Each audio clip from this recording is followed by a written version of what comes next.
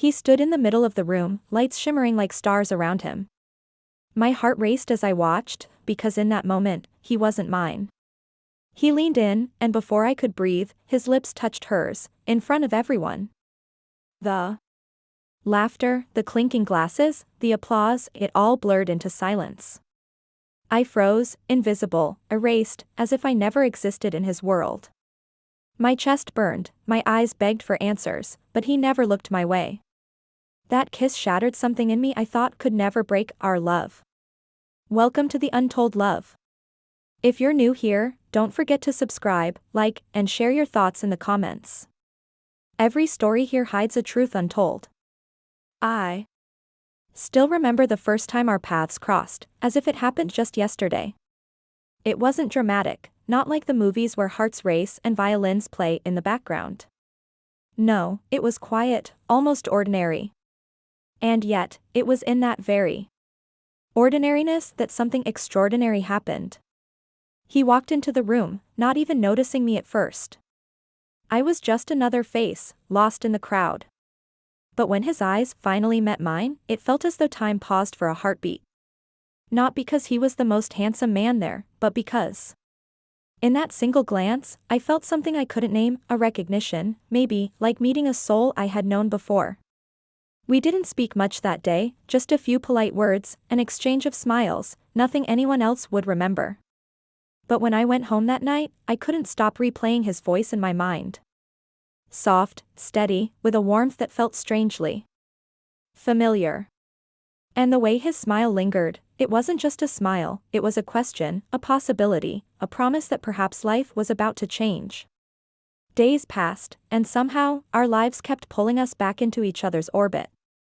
A shared coffee at a corner cafe. A walk home after a late evening gathering. Conversations that began with small talk but slipped, gently, into deeper waters, about dreams, fears, the kind of secrets you don't usually tell someone you've just met. But with him, it was effortless. He made silence comfortable, and words even more meaningful. I remember one evening, the city lights glowing like scattered diamonds, when he asked me what I feared the most. I told him, with a laugh I hoped sounded braver than I felt, that I feared being forgotten, that one day I might love so deeply and still be invisible in someone's life. He didn't laugh at my answer. Instead, he looked at me in a way no one ever had, as if he was promising, without words, that I would never be invisible to him. And in that look, something inside me softened. The walls I had built to protect myself, piece by piece, began to fall.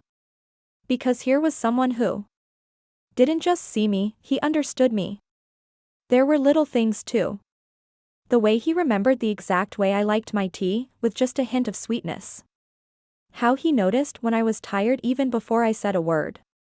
How he reached for my hand in crowded places, as if to tell the world, she's with me.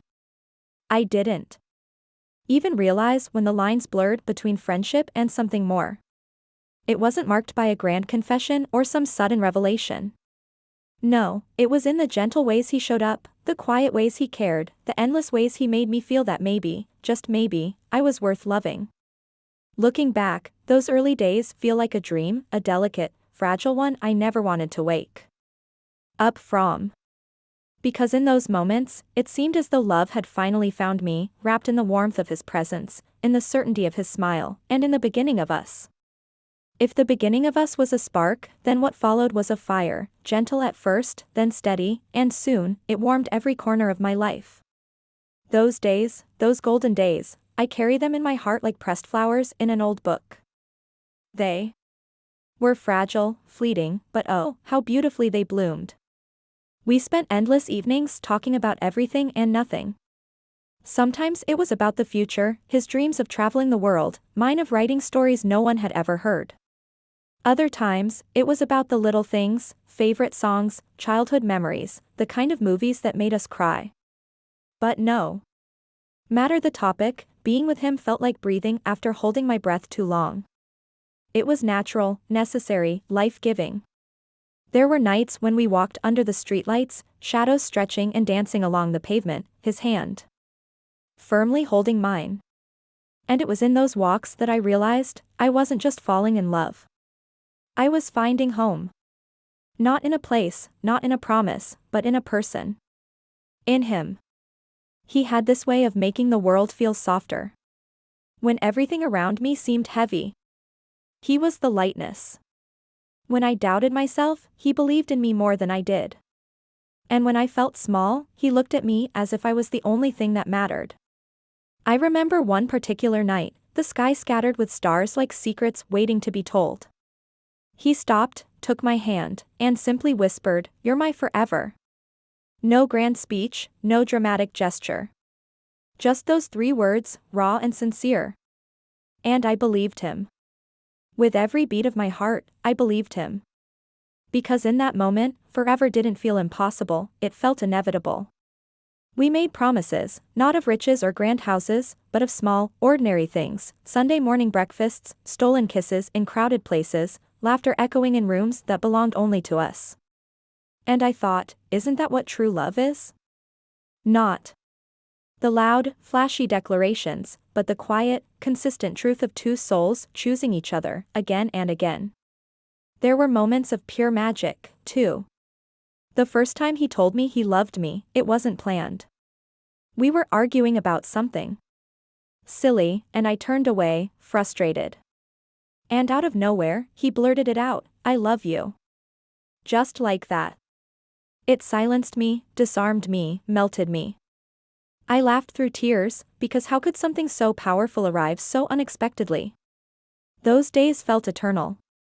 Like we had stepped out of time and created our own little world, where nothing and no one could touch us. Where even the ticking clock seemed to pause, letting us stretch each second into infinity. And yet, beneath that beautiful eternity, there were shadows I refused to see. Sometimes, his gaze would drift away, far into some thought he never shared. Sometimes, his smile would falter, just for a second. And I told myself it was nothing, just tiredness, just the weight of life. Because love makes you believe, even when doubts quietly whisper. Back then, I didn't know that even the brightest eternities can have cracks. All I knew was that with him, I wanted every tomorrow, every sunrise, every single breath. He was my forever, and I was certain nothing could take that away. At first, it was almost invisible. The cracks didn't roar into our lives, they whispered. A missed call here, a late reply there. Things I told myself were small, insignificant. After all, love is about trust, isn't it? And I trusted him, completely. But soon, the whispers grew louder. He began canceling plans we had looked forward to. The texts that once came like waves in the morning and night slowed to a trickle, leaving me staring at a silent screen far too often. His voice, once filled with warmth and eagerness, now carried a heaviness I couldn't name. At first, I tried to ignore it. I told myself he was busy, stressed, just caught up in the chaos of life. But deep down, my heart knew something was shifting. Love, when it begins to slip, leaves behind echoes, and I could hear them in every pause, every silence between us. There was a time when he would notice even the slightest change in me, when he would ask, "What's wrong?" before I even spoke.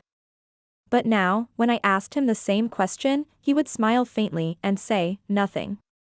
I'm fine." Yet his eyes told another story.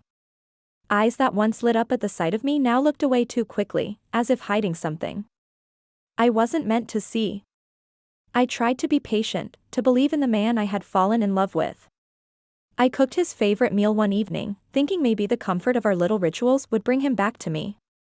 He ate quietly, thanked me softly, but the sparkle I longed for never returned. It was as if he was there in body, but somewhere far, far away in spirit. Then came the first mention of her. Just a name, slipped into casual conversation. "Oh. She's just a friend from work," he said lightly. I wanted to believe him, I really did. But something in the way he said it, too careful, too rehearsed, pressed down on my chest. Still, I silenced the storm inside me. Love, I told myself, requires faith. And maybe I was being insecure, maybe I was imagining shadows where there were None. But the heart knows, the heart always knows. Nights grew longer. I would wait for his call, listening to the clock tick louder with every passing minute. When he finally called, his laughter sounded different, lighter, freer, as if he had already given it to someone else. One night, unable to hold it in, I asked him directly, "Is something wrong? Are we okay?" He kissed my forehead and whispered, "Of course we are. Don't overthink." His lips said one thing, but his distance said another. And I found myself caught between his words and his silences, not knowing which one to believe. Love doesn't break overnight. It unravels slowly, thread by thread. Until one day you look at what's left and realize it's not the same fabric anymore. I didn't want to admit it then, but I could feel it, the first cracks had already appeared. And though I tried to hold everything together, deep down, I feared that the love that once felt eternal was beginning to slip away from me. The night of the party is etched in my memory like a wound that never fully heals. It was supposed to be a celebration, a night of laughter, music, and joy. I remember standing beside him, my hand tucked into his, feeling, for a fleeting moment, like everything was still okay. I had dressed carefully that evening, not for the crowd, but for him, hoping he might see me again the way he once did. The room shimmered with golden lights, voices mingling with the clinking of glasses. He looked handsome that night, almost unreal, and I caught myself staring at him, remembering the man I fell in love with. For a heartbeat, I let myself believe that maybe I was wrong, that maybe all my doubts had been nothing but fear. But then, he let go of my hand. Just like that. A simple, careless release, as though my touch no longer belonged to him. I watched as he moved through the crowd, his smile suddenly brighter, his steps lighter, until he stopped beside her. Her. This friend he had spoken of so casually. I stood frozen, my chest tight, my mind screaming that I must be mistaken. But there was no mistaking the way his body leaned towards hers, the way his eyes softened in a way I hadn't seen for weeks. And then it happened, he pulled her closer, in front of everyone, and kissed her. Time fractured. The laughter, the music, the clapping around me, it all became distant, muffled, like I had been plunged underwater. All I could hear was the sound of my own heart breaking, beat by beat, until it felt like silence was consuming me. People cheered, some even clapped as if it were a scene from a movie. And yet, in that moment, I had never felt more invisible. It wasn't just a kiss, it was a declaration. A public erasure of me. As if I had never been the woman by his side, never the one who knew his secrets, never the one who once carried his forever in her hands. I wanted him to look at me, to explain, to see the devastation written across my face. But he didn't. Not once. His eyes never searched for mine. It was as if I had ceased to exist. The glass in my hand trembled, and I forced myself to smile, to hold together the pieces of myself even as they scattered inside me. Because what do you do when the person you love most becomes the one who wounds you deepest, and does it proudly? Without shame, without hesitation? That night, I walked out of that room with my heart shattered and my dignity barely intact. Each step felt heavier than the last, but I didn't turn back. Because sometimes the cruelest truth doesn't need words, it shows itself in actions you can never unsee. And that kiss, it wasn't just betrayal. It was the death of the love I thought would last forever. The days that followed felt like walking through ashes. The fire had already burned me, and now, all that remained was smoke and the sting of what once was. My phone lay heavy in my hands, silent, lifeless, just like the bond we once shared. I would stare at the screen for hours, hoping for his name to appear. A message. A call. Even a single word that might explain, or at least acknowledge what he had done. But the silence stretched on, cruel and deliberate. He had kissed her in front of the world, and now, it was as if I had been erased from his. Nights became the hardest. The bed that once felt warm with shared laughter and whispered dreams now felt like a graveyard of memories. I lay awake, replaying everything, his promises, his smile, the way he used to hold me as if I was his whole world. I asked myself over and over, was I not enough? Was my love so small that it could be forgotten with a single kiss? Friends tried to comfort me, telling me he didn't deserve me, that I was better off without him. But what they didn't understand was that love doesn't just vanish when betrayal appears. My heart still remembered him the way he used to be, and that was the cruelest part of all. I wasn't just mourning the man who betrayed me, I was mourning the man I thought he was. I tried to distract myself. Work. Books. Long walks. But no matter what I did, there were reminders everywhere. The cafe where we first laughed until we cried. The park bench where he had once held my hand and promised forever. Even songs on the radio felt like daggers, each lyric whispering the truth I was desperate to escape. And then came the pictures. Scrolling mindlessly online, I stumbled upon them. Him. With her. Smiling as if nothing in the world could break them. That same laughter, that same brightness I had been craving, it wasn't gone.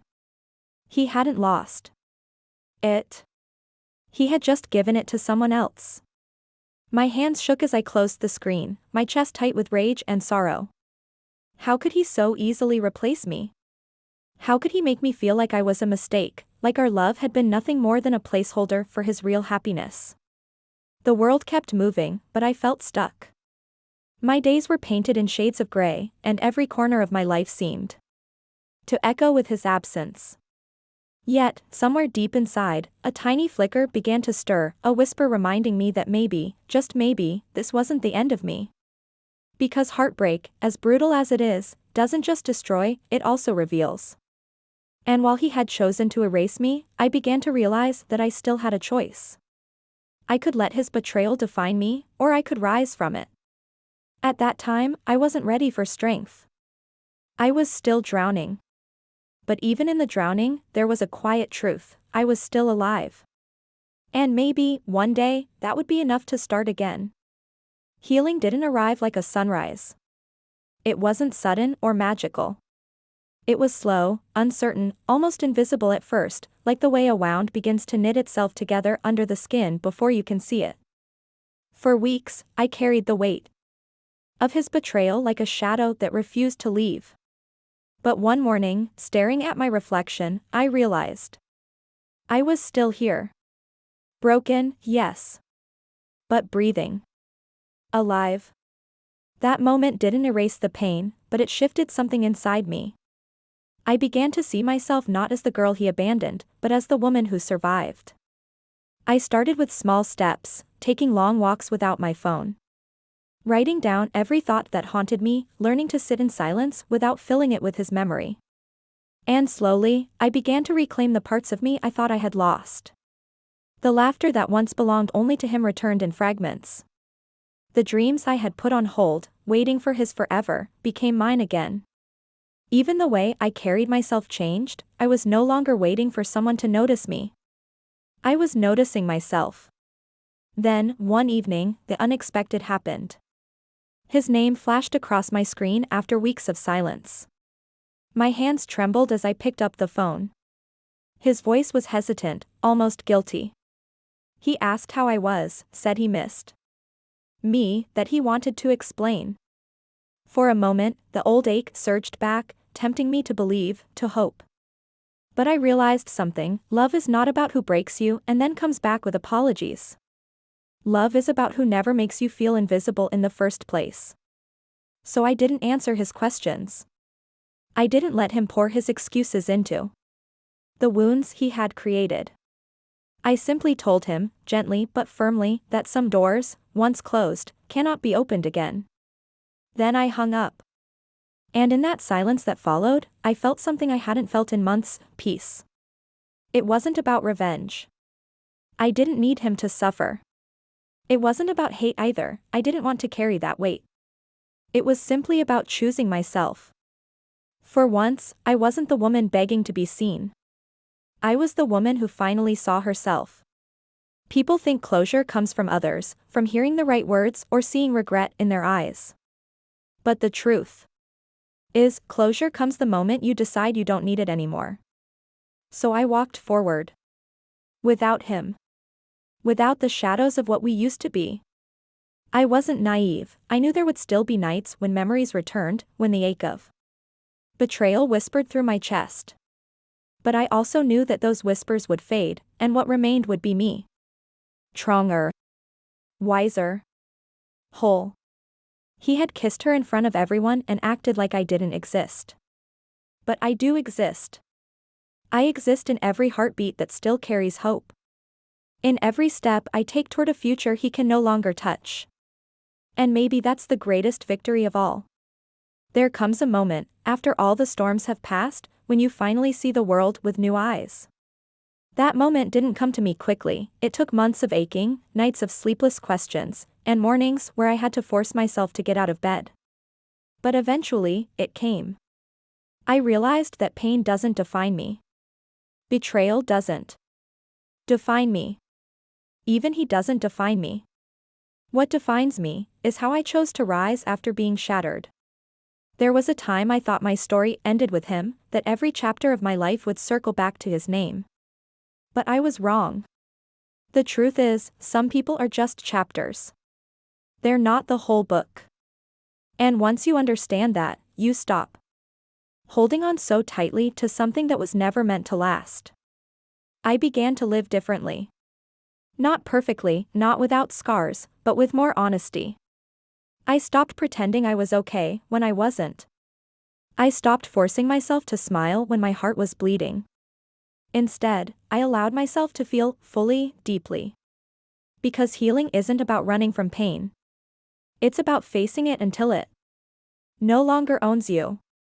And with time, the scars softened. I started finding beauty in the little things again. The warmth of morning sunlight on my skin. The laughter of strangers in a cafe. The sound of rain tapping against my window. These were moments I once overlooked, moments I used to think only mattered when shared with him. But now, they belonged to me. One evening, I stood in front of a mirror, the same mirror where I had once cried, asking why I wasn't enough. This time, I saw a woman who had survived the kind of heartbreak that could have broken her forever, and yet, she was still standing. Stronger. Softer. Wiser. And I whispered to my reflection, "You are enough. You always were." That night, for the first time in so long, I slept peacefully. Not because I had forgotten him, but because I had remembered myself. Sometimes people will hurt you and never look back. Sometimes they will betray you and pretend it never happened. But that's not your story, that's theirs. Your story is how you choose to rise from it. So yes, he kissed her in front of everyone, and he acted like I didn't exist. But I do exist. And my existence is not small, not invisible, not forgettable. My existence is radiant, worthy, and whole. And maybe, just maybe, that's the point. Some loves are not meant to stay. Some are only meant to teach you who you really are. So, to whoever listens to this story and feels the same ache in their chest, remember this: you are not invisible. You are not replaceable. You are not broken beyond repair. You are more than what they chose, more than what they left behind. And one day, when you least expect it, you will find yourself smiling again, not because of someone else, but because of you. Because the most beautiful love story is the one you finally write with yourself.